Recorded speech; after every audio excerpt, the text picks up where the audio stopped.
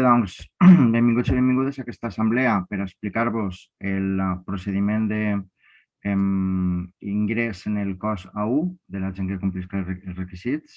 I ara anirem veient-los quins són aquests requisits i quin serà el procediment. Val?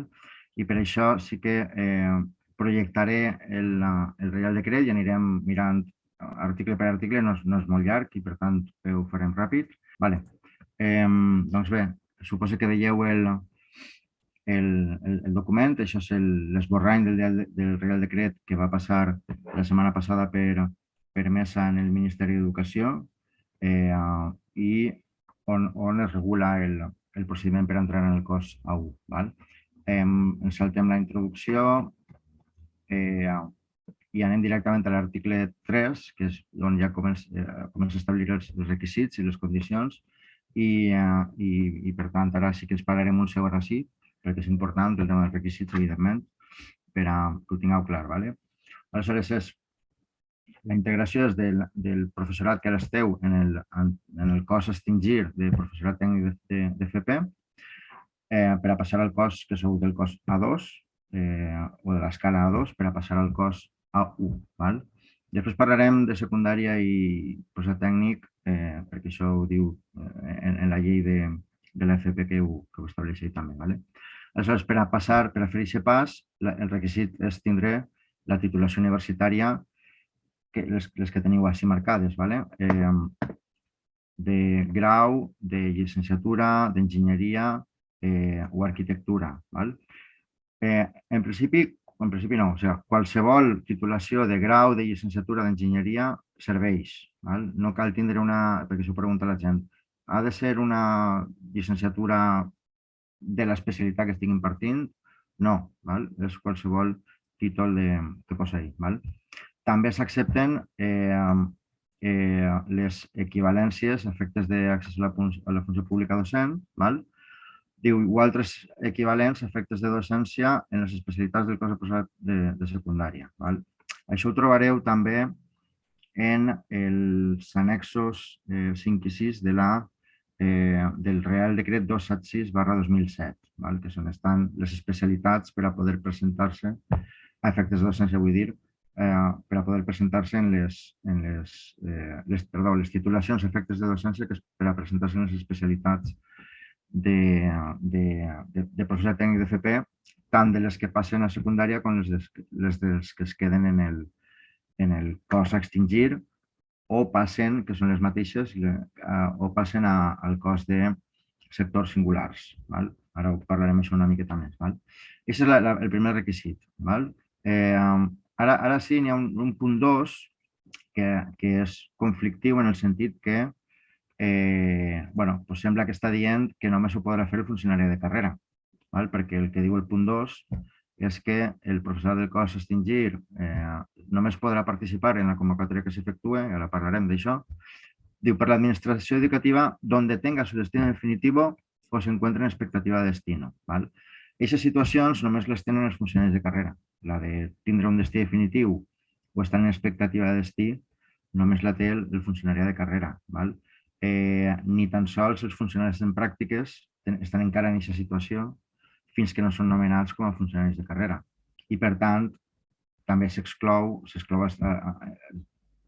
amb una lectura estricta d'això, exclou el funcionariat en pràctiques i exclou també el funcionariat interí, perquè no es troben en aquestes situacions. Per tant, és un tema que els nostres companys de la Confederació d'Estés que van estar a la mesa ho van al·legar que passava amb el professorat interí, no? I el Ministeri va dir també que això no és per als interins, això és per als funcionaris de carrera. Per tant, ja tenim un primer problema perquè ja s'està excloent un col·lectiu que encara que tingui titulació universitària no podrà accedir al cos A1. I això, evidentment, és discriminatori i això és un element que ja ens va passar, si recordeu, quan el tema que el professorat interí no cobrava els sexennis, se va haver de recórrer als tribunals per a que els ho abonaren i així van guanyar totes les sentències i gràcies a això es va modificar el decret de sexennis per a que incorporara els interins. I si el Ministeri no modifica aquesta redacció, doncs, evidentment, plouran els recursos perquè n'hi ha jurídics, judicials, perquè n'hi ha una discriminació.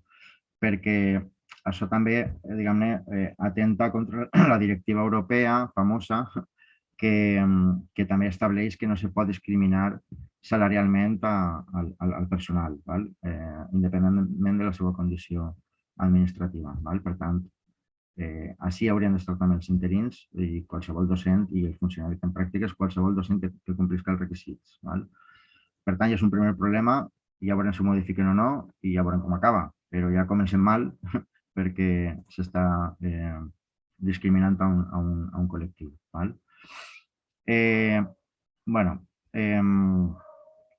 El tercer punt el que diu és que es pot sol·licitar sempre que estigueu en servei actiu o en alguna de les situacions administratives de l'article 12, que ara ho veurem quan arribem. Molt bé. A partir d'ahir ja el que diu el decret és que les administracions educatives, és a dir, les conselleries d'educació de cada territori, són les que han de fer la convocatòria del procediment.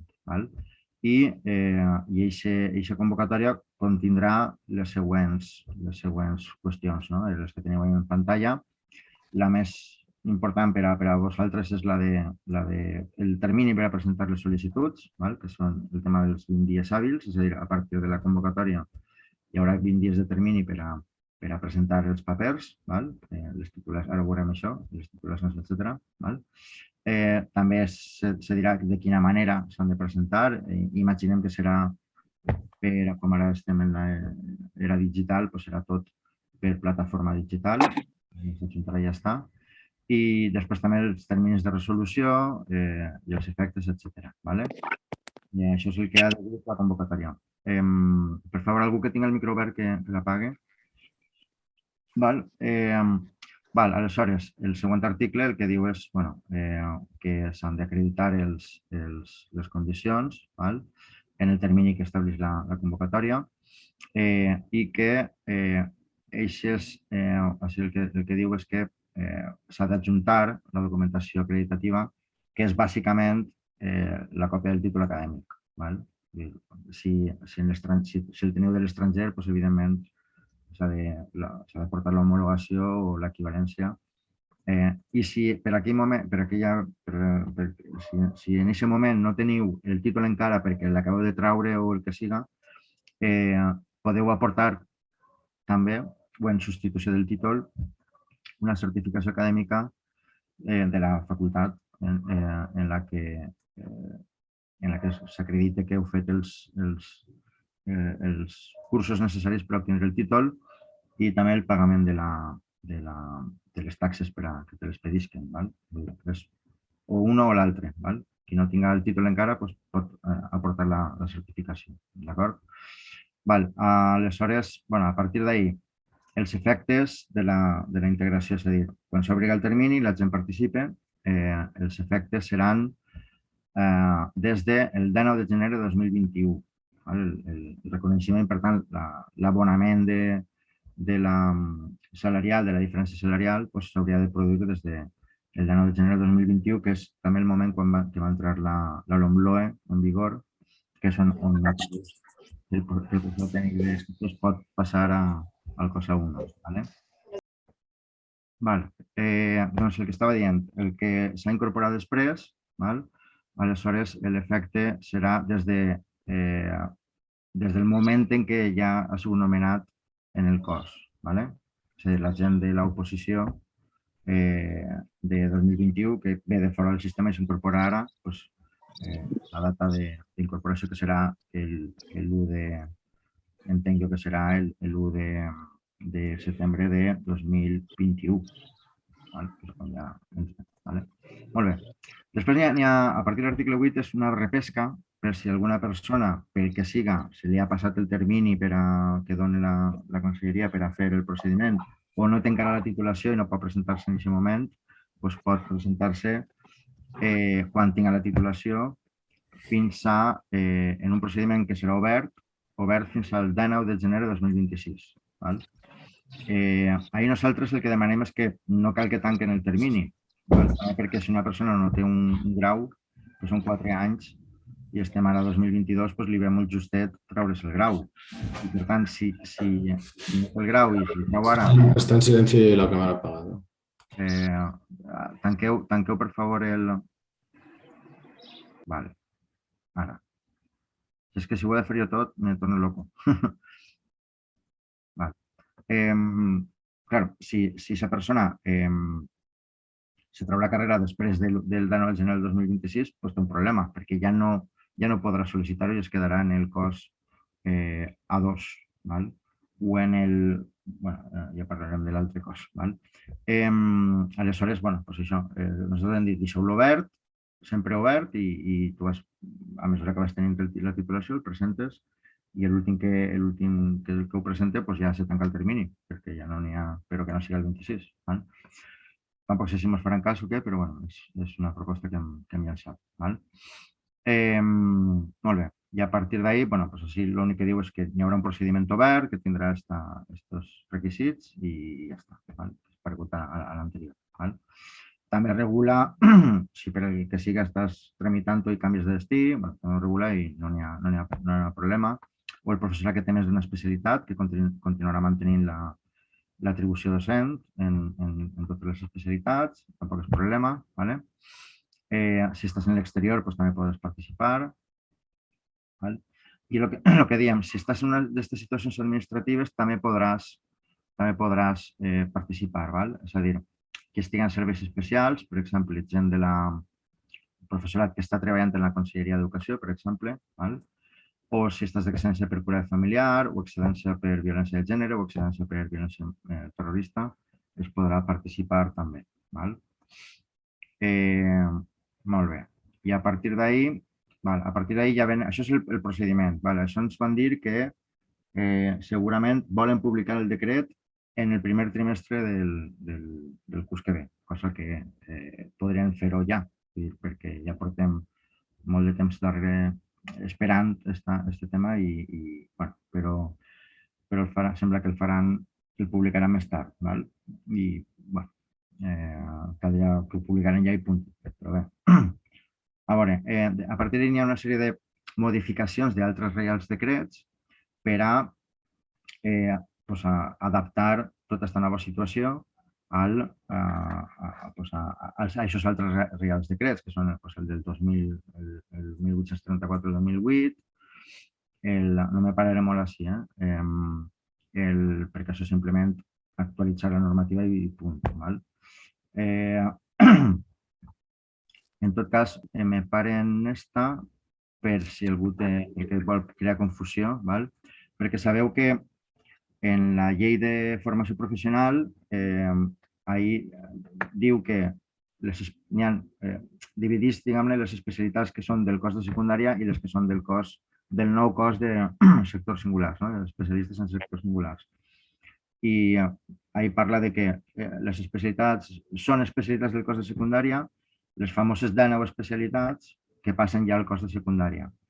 I són especialitats del cos de sectors singulars, les que ja ho són ara, les altres 10 que queden en el cos a extingir, de posar tècnic d'FP, i també formen part del nou cos. Lo que pasa es que así diu que a los solos efectos del desarrollo del proceso de integración, les de les 10 especialitats també se consideren de secundària, però no són de secundària, no sé si m'explico, perquè, clar, la gent que es pot participar en aquest procediment dona igual de l'especialitat que siga i del cos que siga. Mentre tinguis la titulació universitària, pots optar a aquest procediment. Sigues de les 10 especialitats que estan ahí, que es queden, diguem-ne, en el cos de sectors singulars, o sigues de les 19 que sí que passen a secundària.